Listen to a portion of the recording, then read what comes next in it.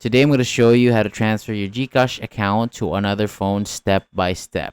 So bakit natin kailangang ilipat ang Gcash sa ibang cellphone?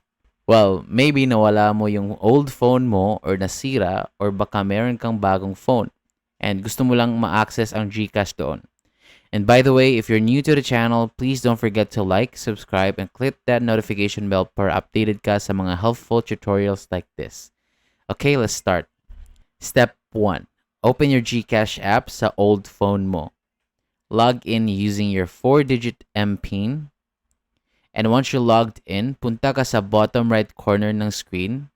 Tap on your profile icon. Now scroll down and tap Settings. Then tap Account Secure. Makikita mo dito ang option to unregister your device. Just tap the small arrow down and then tap Unregister this device. Logging i-unregister or uninstall ang Gcash app sa lumang phone mo bago ka mag-login sa bagong phone mo. Bakit? Kasi kapag hindi mo ito ginawa, Gcash will ask you to wait for a few hours para ma-verify na ikaw talaga ang may-ari ng account. So kung gusto mong mapadali ang transfer, unregister or uninstall muna ang Gcash sa old phone mo. So now, tap mo na ang Yes, Unregister.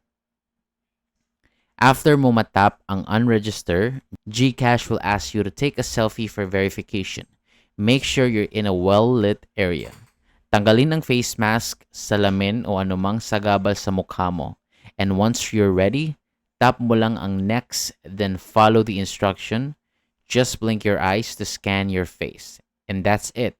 Your old phone is now unregistered. May marireceive kang text message from Gcash confirming that your device has been removed. Now you're ready to set up Gcash on your new phone.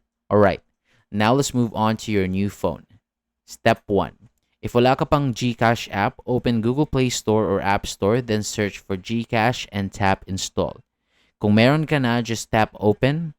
And once you're inside the app, tap Allow para ma-access ni Gcash ang device permissions.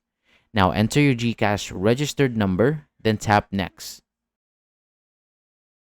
And then you'll receive a 6-digit OTP. Type that in to continue. Then log in using your 4-digit MPIN just like before. Now, here's a very important part. Kapag naka-login ka na sa new phone mo, Gcash will ask if this device is your main phone. Kung ito lang ang phone na gusto mong gamitin to access Gcash, just tap Register this device. Pero kung hindi, or kung shared phone ito, tap mo lang ang No, back to log in. Since this is my new phone, I'll tap on Register this device. Again, just like earlier, you'll need to take a selfie to verify your identity. Make sure your face is clearly visible. No face mask, no shades, then tap Next. Blink your eyes to scan your face and done. Gcash is now officially transferred to your phone. And that's it. Super easy, right? Just remember, unregister your old phone first, install and log in your new phone, verify your identity with a selfie. Thank you so much for watching. If this video helped you out, please give it a like and don't forget to subscribe for more simple, helpful tutorials.